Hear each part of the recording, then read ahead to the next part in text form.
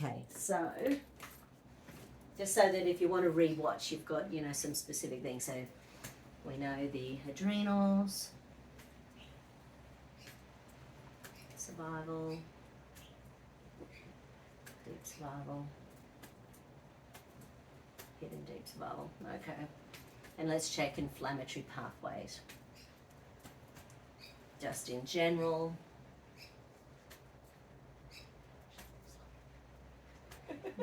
No, I figured with everything we've got stacked in already, this is not a surprise.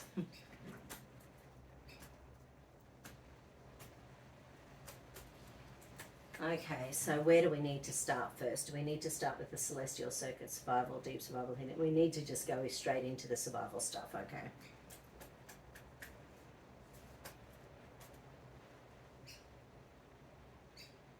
Okay. First priority is anterior cingulate gyrus. That's to do with wanting to be perfect under stress. And especially when you're in the healing field and you've got so many good tools and we've got health issues that are running out from underneath us, that messes with our confidence.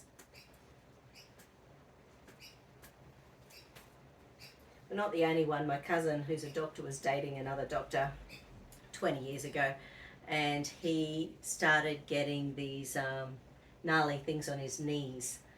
And I can't remember, but they started off small and then they got bigger and bigger and bigger and bigger, and it was looking, you know, like something tumorous, you know, and but because he was a doctor, he didn't want to go and ask for help, and we had this big slapping contest saying, you got to go do it. What are you doing? Look at your knee. You don't know what's going on. Go get some testing. Anyway.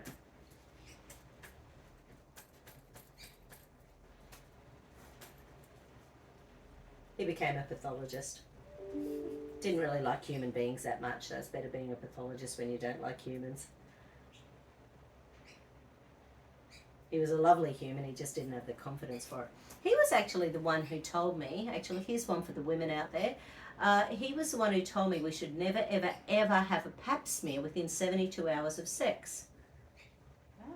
Because sex, if it's fun and enjoyable and you know good, then there will be micro damage, micro bruising.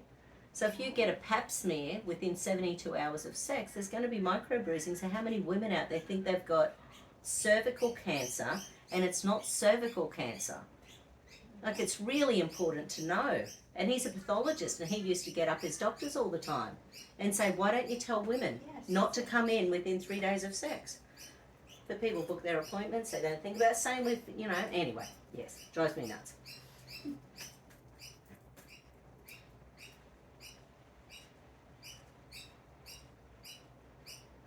Okay, reticular activating system.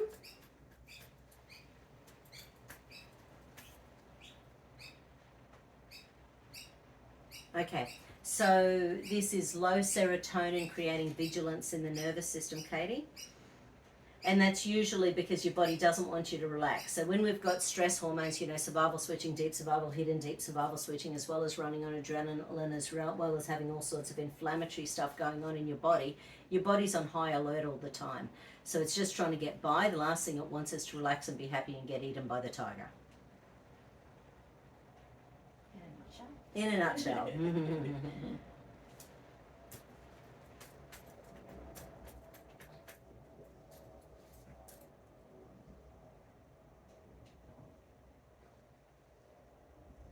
Okay, there's another RAS circuit.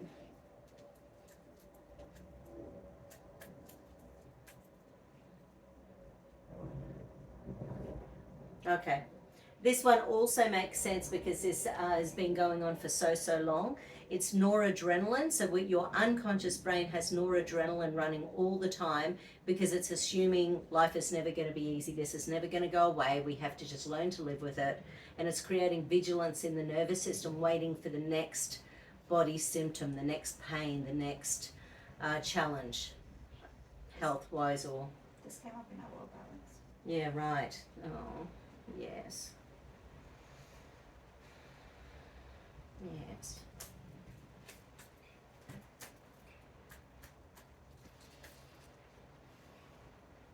But the poor little nerves, when they're not replenishing properly, they're missing out on something. You know, they're missing out on nutrients, or they're toxic, or their stem cells aren't replacing them, or they don't have enough redox molecules, or they don't have enough omega-3s. And one of the things I was listening to recently was talking about the fact that because we've had vegetable oils on the planet now for like 60 years, most people's cell membranes who aren't paying attention to what they're eating, most of the cell membrane is omega-6 instead of omega-3. And omega-3 is anti-inflammatory, omega-6 is pro-inflammatory. Yeah. So there's actually an omega-3 test you can do to see what percentage of cell membrane omega-3s you have. And the aim is about 8%, by the way.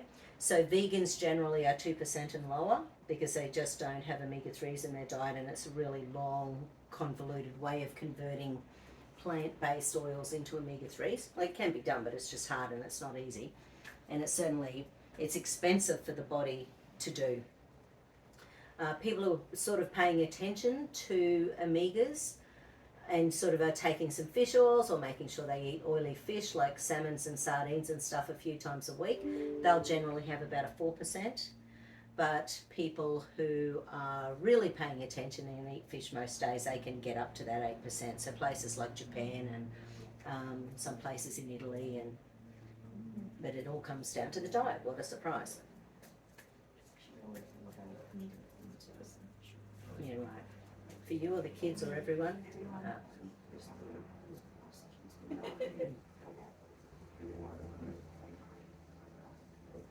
Okay.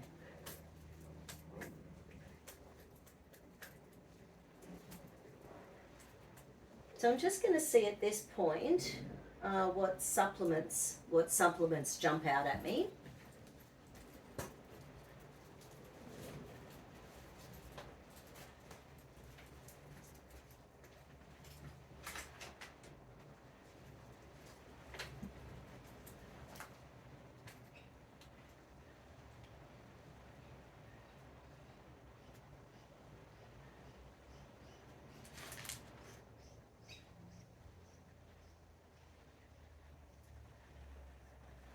Okay. So I'm just going to make a big list of anything that shows up. So this is sulforaphane. So sulforaphane is a molecule that's in things like broccoli sprouts, and it's in that family of sulforaphane, things like cabbage and cauliflower and broccoli and wasabi, things like that. So it's just on the list. And what that one, in flavonoid, and what sulforaphane does, it works on genes, so it helps to keep our protective genes switched on. There's a high potency anti-inflammatory showing up called in flavonoid intensive care. It's basically a really high potency turmeric, ginger, quercetin. It's got all sorts of good stuff in it. You know, a really nice tea to do in the morning is like a half a lemon, you know, get a real thing of ginger and have like, you know, sort of say a centimetre cubed of ginger in there, and then like a sprinkle of cayenne pepper. Like that's a really nice, like it's good to have like a pot of tea and just sort of keep drinking it, because that helps with the circulation, it helps with detoxing, it helps with alkalizing. The ginger helps with, you know, sort of waking up a lot of the blood vessels in the body. The cayenne pepper, it's a circulation stimulant, so it helps the capillaries, but if it finds any microbleeding in the capillaries, it has the ability to help to repair them. And the other thing you can do is like, you know, 1 to 2 tablespoons of apple cider vinegar in 2 litres of water through the day.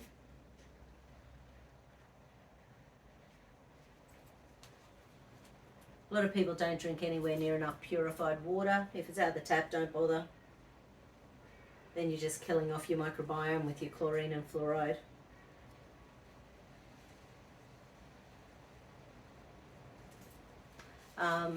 Potassium and magnesium are showing up. Vitamin A and E and D are showing up.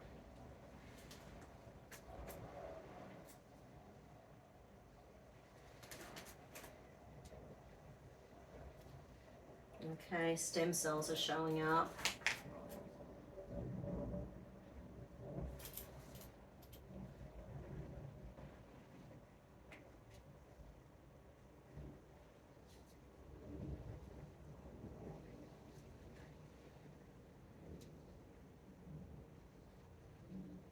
The redox molecules externally are showing up.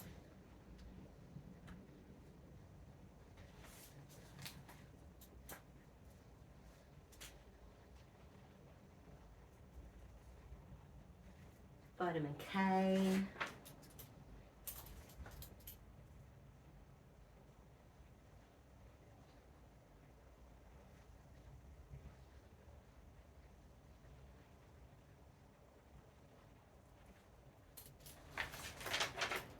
Trace minerals. Whoops, can't fall any further.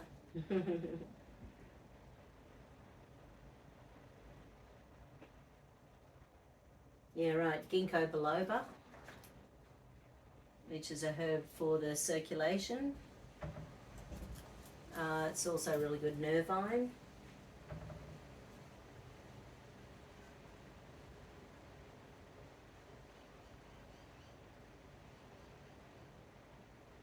Cramp bark. Cramp bark is a herb that is really supportive for musculoskeletal tightness and cramping. Yeah. Curcuminoids, so turmeric curcuminoids.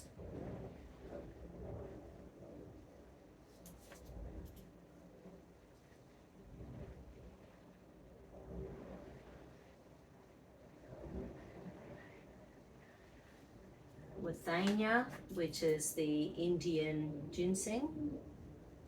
Ashwagandha, people call it.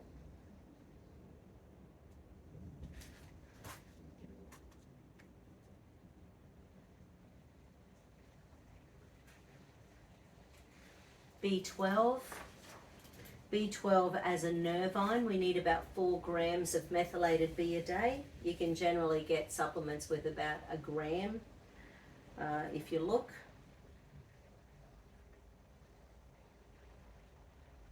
And 4 grams a day is equivalent to about 2 B12 injections every day. But what it does is it activates enzymes in the gut so that we get more B12 out of our food. Obviously, if you're vegan, pretty much all vegans are B12 and iron deficient. So really have to supplement.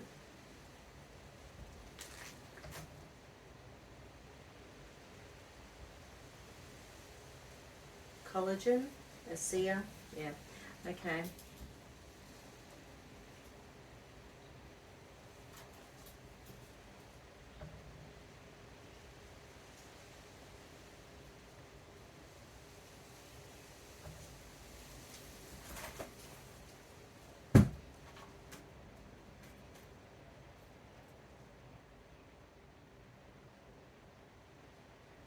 First priority is a really good magnesium.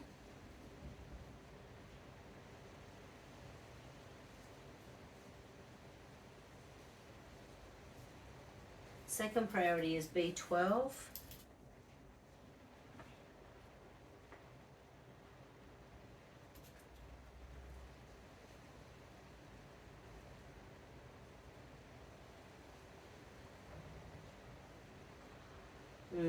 And third is something to support the detox. So either the ASEA, the zeolites, the sulforaphane. So, yeah.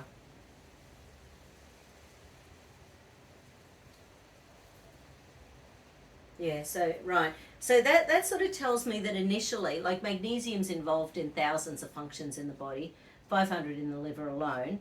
So if your muscles are and don't forget your bones and everything, we need trace minerals. So even stuff like doing the old Celtic salt in your water every day, you know, a couple of times a day would be good, you know, because it's got 82 minerals in it, including 3 magnesium. So that's a really nice way to get it in there as well.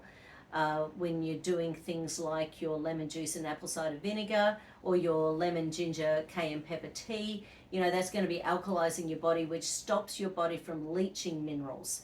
So when we're acidic, when we're stressed, when we're toxic, when we're inflamed, our body is pro-acid.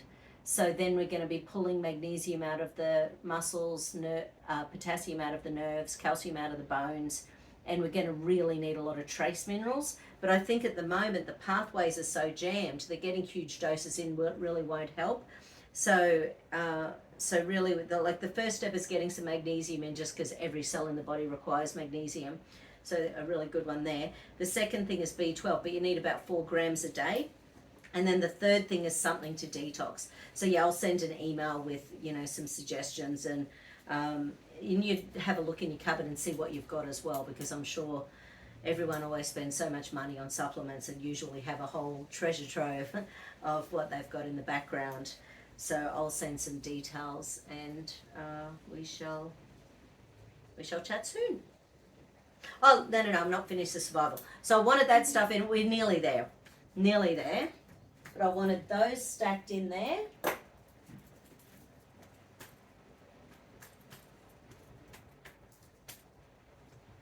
And hold. Where'd you go, Brecky, this morning? Cleveland, the other day. Remember? Nice. Yeah, we haven't been there, but there was some good reviews for breakfast. Crusoe Cafe. Haven't been there. Just got some takeaway. It was really busy. Yeah, right. Okay, so once again, Katie, anything else we need to do to lock in this balance? Anything else we need to do to support pain relief? Anything else we need to do in relation to the healing process?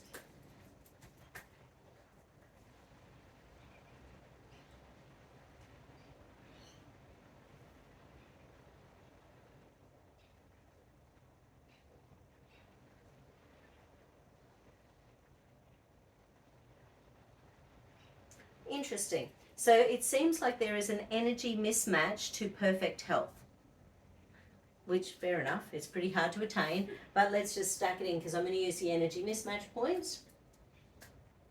And hold up nice and strong. Okay. So in relation to perfect health, I choose perfect health.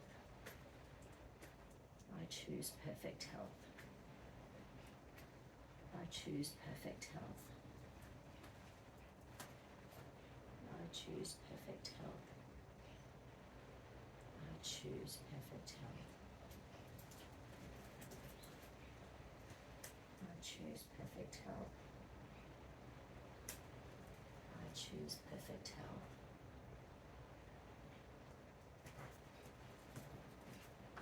In relation to perfect health. Hold. In relation to being pain-free. Hold. Yeah. The nervous system doesn't really know what it is. I choose a life of being pain-free. I choose a life of being pain-free. I choose a life of being pain-free. I choose a life of being pain-free. I choose a life of being pain-free. I choose a life of being pain-free.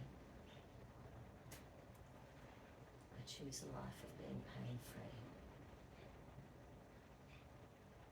I choose a life of being pain-free.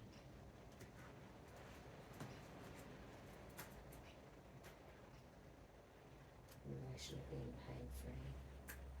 Hold.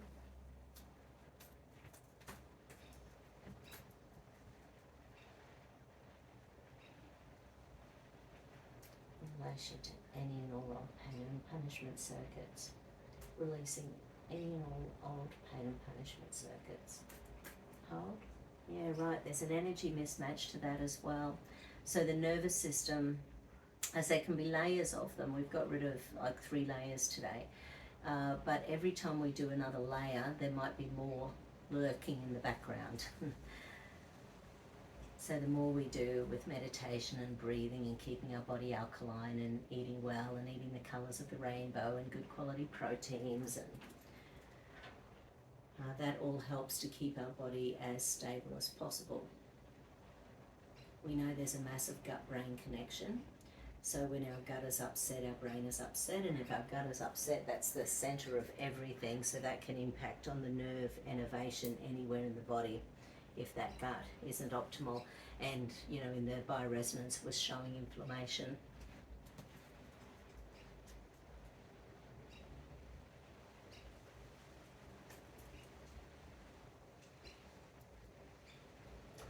So just allowing your body to accept that it's a possibility for releasing old pain and punishment circuits, because that's been a disconnect.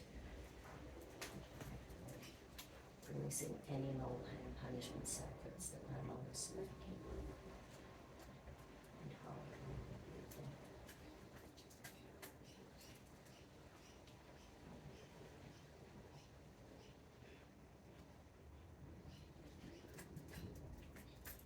Okay. Well, when you wake up, hopefully I'll have these uploaded and you'll be able to watch them. What day of the week are we? Friday, so I think it's middle of the night. Thursday in Scotland, potentially. So, I shall be in touch. I'll send you some information about those supplements, and actually let's stack in. This is a new program for Katie's Body now and in the future. The old program for Katie's Body now and in the future is no longer necessary.